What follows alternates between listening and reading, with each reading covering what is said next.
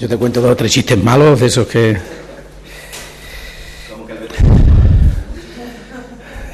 Eso hay que tener mucha fe, hay que tener mucha fe. Bien, gracias, buenos días. Quería presentarles una iniciativa que está elaborando Izquierda Unida, que ya está elaborada, que ya se ha presentado, que es una propuesta de ley de mediación en Extremadura. La Unión Europea, desde el año 86, viene recomendando este tipo de mecanismos para la resolución extrajudicial de los conflictos. Les doy un dato que he buscado esta mañana. En el conjunto de conflictos que están planteados en los juzgados de España, el 60% tienen carácter civil. Y en este ámbito de los conflictos civiles es donde la ley de mediación tiene, digamos, posibilidades de acercar la resolución de los conflictos entre los ciudadanos antes de llegar al juzgado. Nosotros creemos que con esta ley Extremadura sería un referente en el resto del Estado, porque la actual legislación que hay sobre mediación es relativamente corta. Y siguiendo las indicaciones de la Directiva Europea, creemos que Extremadura podía dar un paso al frente en ese sentido para humanizar la justicia, abaratarla y, con un efecto colateral positivo, descargaría de gran parte del trabajo a los actuales juzgados. Yo creo que si buscamos las instituciones o los servicios entre los que hay más descontento por parte de la ciudadanía, probablemente la justicia sea uno de ellos.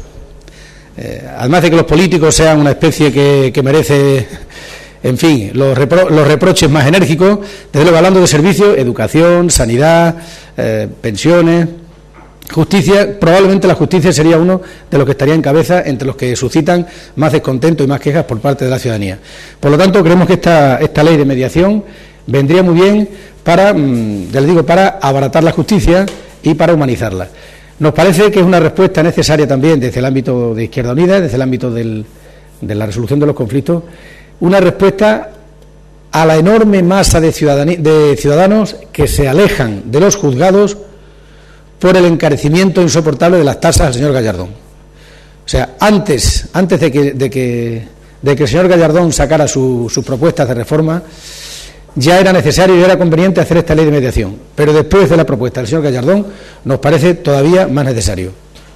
Las medidas del señor Gallardón ya saben ustedes que están teniendo un efecto persuasivo, pero no porque la gente no quiera meterse en lío, sino por los apretones que supone para el bolsillo. Nosotros creemos que ese dicho popular de que pleitos tengas y los ganes, pues entonces nos parece que en cierta medida esta ley, digamos que supone un paso adelante. La ley no es demasiado larga, tiene 25 artículos, incluye, entre otros, la creación del colectivo de los mediadores en Extremadura, que tienen que ser personal naturalmente preparado y que tendrían que harían los cursos correspondientes para ser mediadores. Quizá conviene aclarar, luego me someteré a sus preguntas si ustedes quieren, que los mediadores no emiten un laudo arbitral, no tienen sentencia a lo que ellos hacen.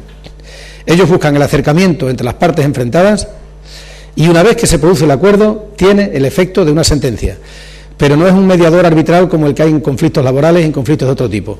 Los mediadores no emiten un laudo y obviamente no emiten ninguna sentencia, pero una vez que se produce, una vez que alguien se acoge a ese sistema y recurre a los mediadores, el acuerdo al que se haya podido llegar efectivamente tiene efecto de sentencia. O sea, todos los conflictos que hay, desde una cosa que puede ser una tragedia personal, como puede ser procesos de separación, los conflictos de familia por herencia, las disputas por herencia, todos los conflictos que hay entre consumidores de cualquier tipo, consumidores y vendedores, o consumidores y empresas vendedoras, los conflictos que suele haber entre la salud, reclamaciones de enfermos frente a las clínicas, todo eso está en el ámbito de la mediación. Y nos parece importante que se dé ese paso y que cuando tengamos un conflicto, pues esa sensación de abandono, de soledad y de incertidumbre que tiene la mayor parte de las personas cuando van a los juzgados, eso desde luego desaparecería. Luego te lo cuento, el principio, no te preocupes. Creo que Marina les ha repartido un resumen de lo que pretende esta ley. Ahora tiene que llegar a la mesa, tiene que calificarse. Quizá el proceso para que esta ley, en el actual periodo de sesiones que acaba en junio, desde luego no va a estar hecha la ley, pero en el siguiente suponemos que sí. Allá por el otoño, con todas las cautelas que hay que tener que dar a la hora de dar fechas y plazos, en fin, con todas esas cautelas, creemos nosotros que en el plazo de 6 o 7 meses, contando el periodo estival al medio, esta ley podía estar elaborada. Y aprobada, claro. Elaborada ya, bueno, a espera de las enmiendas que puedan hacerle, la propuesta de ley ya está hecha, ¿no? Pero naturalmente tiene que pasar todo el proceso de discusión, de enmiendas y de aprobación en la Cámara, y calculo, pues eso, que quizá ya por el otoño podía estar. La ley contempla la creación de un observatorio de la mediación en Extremadura, en la que se establecen fórmulas de colaboración con colegios profesionales, colectivos, entidades, asociaciones, para que puedan evaluar periódicamente cómo va el proceso. Nosotros creemos que un ejemplo de observatorio que viene funcionando relativamente bien es el Observatorio de Turismo, que se creó hace poco tiempo. No hay que crear un equipo humano enorme, pero que la creación de ese observatorio sería el mecanismo de evaluación y de revisión de la puesta en marcha de la propia ley y las correcciones que haya que hacer sobre la marcha. Hay un sistema de arbitraje que afecta fundamentalmente al comercio. Esto lo que hace, digamos, es establecer un marco global para ese tipo de... Por ejemplo, las cuestiones penales no entrarían a través de la mediación. Por eso ese dato que me dieron al principio de que el volumen de conflictos que tienen carácter penal y el volumen de conflictos que tienen carácter civil, desde luego justifica esta medida que desde luego descargaría a los juzgados, insisto, humaniza la justicia, la abarata y establece una cultura distinta entre la ciudadanía. ¿Está presentada o no? Ya está presentada, ya está registrada. ¿Y cuándo la registraron? Pues tendría que ver la fecha, creo que anteayer la registramos, ayer. ¿Y por qué sería la más avanzada del Estado en Perú? Porque no tenemos referencia, hemos consultado con otras comunidades y de momento es un tema que lo tienen ahí, sí, tenemos que meterle mano, es un tema importante, pero no acaban de hacerlo. No existe ninguna nada más que el marco legal estatal que hay y que contempla determinadas medidas en algunos ámbitos muy concretos, en el ámbito comercial, en el ámbito con arreglo a la ley estatal que hay de la mediación. Se crearon el defensor del paciente, el defensor de tal, esas cosas, pero nos parece que la sociedad evoluciona muy rápidamente, el número de conflictos que hay entre... Mire, si ustedes quieren saber nada más, por ejemplo, los conflictos que hay entre consumidores de telefonía y las empresas telefónicas, ahí ya, imagínense lo que hay. En cuestiones de reclamación de facturas eléctricas y las empresas suministradoras, todo el tema de las preferentes que ha habido, las reclamaciones de las preferentes, son cuestiones civiles que quedan fuera del ámbito normativo que hay ahora, que es muy restringido, o que muchas cosas no están suficientemente reguladas. Y esta ley supondría un avance en una realidad que ya existe, pero que se hace más compleja cada vez, y a lo mejor dentro de 3 o 4 años, pues esta ley habría que volver a modificarla y habría que volver a matizarla. Pero nos parece que en este momento la realidad supera ampliamente los marcos legales que hay de mediación o de protección del consumidor, protección de los pacientes, etcétera. ¿Alguna cosita más? Sí, otro tema que quería preguntar. Bueno, ¿cómo recibe Izquierda Unida el blindaje del 25% del presupuesto para la agricultura? Porque otro día hablaba de lo que era la unificación de las leyes, pero ya el blindar el presupuesto, ¿qué opinas? Bueno, vamos a ver si el señor Monago no ha conseguido otro titular. Porque el señor Monago está hablando de blindar el 25% de recursos que no son propios, casi el 80% del presupuesto que maneja el Ministerio de Agricultura, el MARMA, y que la consejería correspondiente son procedentes de Europa. Por lo tanto, está hablando de recursos que él no puede controlar. A nosotros nos parece muy bien que se proteja la agroindustria, que se proteja el campo, etcétera, etcétera, pero vamos a ver en qué medida viene.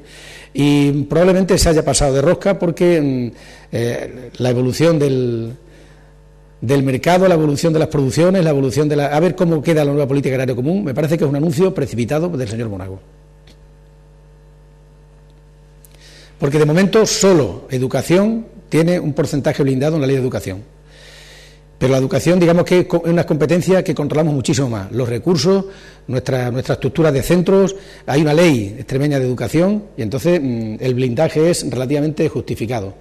Pero lo de las políticas agrarias, yo creo que es un término bastante ambiguo, a ver qué es lo que se considera políticas agrarias. Y eso del 25% nos parece que el señor Monago se ha precipitado. A no ser, vamos a ver las explicaciones que él da, a ver esa ley agraria que ha dicho que va a presentar, pero que es una ley que está tan sometida a variables externas que nos parece muy aventurado hacer ese tipo de afirmaciones. ¿Y sabéis que va a anunciar el consejero ahora o no? Pues no. Porque igual tiene que salir luego un poco más tarde. ¿Qué consejero? ¿El de Agricultura o qué? No, el de Economía. El de Economía, suponemos que va a contar que el presupuesto se ha ejecutado muy bien, que han conseguido unos niveles de fidelidad entre... Sí, porque va a comparecer en el Pleno para explicar las cuentas, el cierre de cuentas, que es la liquidación del presupuesto. Entonces, anticipo que se va a autocalificar con una nota bastante alta, casi seguro. Lo cual, bueno, está bien que tenga autoestima, ¿no? Pues, hombre...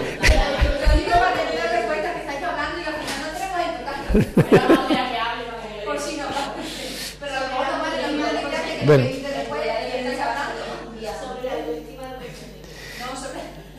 que me parece bien que el consejero tenga la autoestima alta, yo creo que eso es bueno. Crea un estado de ánimo positivo para afrontar las cosas con energía. Dime. Disculpada. Soy un cuerpo muy agresivo entre vosotros. Yo siempre pregunto quién falta y si no lo pregunto yo nadie dice, espérate, nadie lo dice. Es que, sí. Bueno, dime. En segundo lugar, nos gustaría tener una valoración sobre las propuestas de medidas fiscales de ayer de Rajoy, la rebaja del IRPF a las rentas fiscales exentas, de los 12.000 euros, y la famosa tarifa plana para fomentar la recuperación. Vamos a ver, lo de las medidas de rebaja de impuestos creo que es un anuncio calcado, o no sé si, en perfecta coordinación con lo que ya anunció el señor Monago en Extremadura.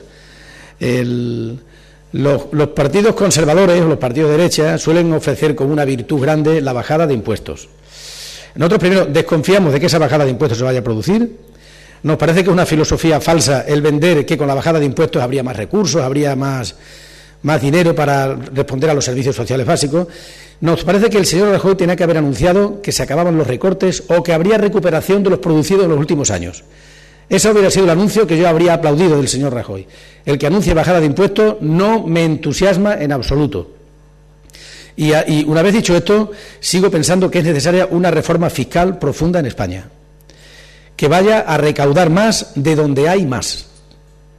Efectivamente, del impuesto de sociedades y los impuestos al capital y todo eso.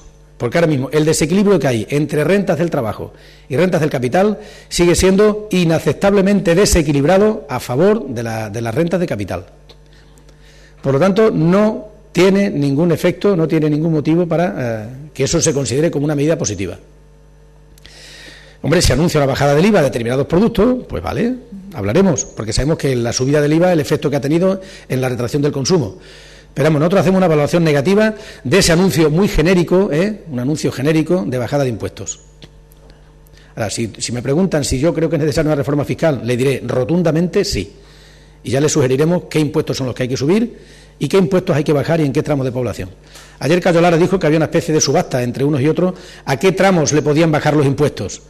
Y no, claro, si empezamos así, pues el último que habla gana siempre la subasta.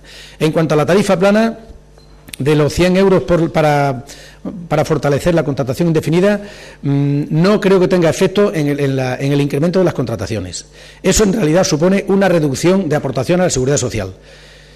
Si al cabo de un tiempo de poner en marcha esa medida no tiene el efecto que esperamos en creación de empleo, porque no lo va a tener, y después nos preocupamos por el desequilibrio en las cuentas de la seguridad social, no será porque no le hemos avisado. No creemos que disminuir la fuente de ingreso para la seguridad social tenga ninguna ventaja. Las reformas laborales que se han presentado todas pretendían dar facilidades para la contratación y para el despido. El efecto en la creación de empleo ha sido prácticamente cero. No llega al 3% el número de contratos indefinidos que hay. Esto forma parte de esa política que también suelen hacer los partidos conservadores y de derecha, de dar las mayores facilidades posibles a las empresas para la contratación y para reducir sus costes laborales. Costes laborales que los ciñen a la cuestión salarial. El coste de los salarios en un producto es lo que están tratando de bajar. Tienen que hacer otras medidas de racionalización, de administrar mejor, de ser más competitivos, pero esa idea de cargar sobre los salarios o las cotizaciones sociales las facilidades de las empresas es una idea que no compartimos en absoluto, y el efecto ya se ha demostrado otras veces que es el contrario del que se pretende o del que dicen que puede pretender. Me alarga muchísimo, que esta mañana he escuchado a los sindicalistas hablando de eso. Pues si ustedes no tienen más que preguntar, como siempre ha sido un placer, muchas gracias.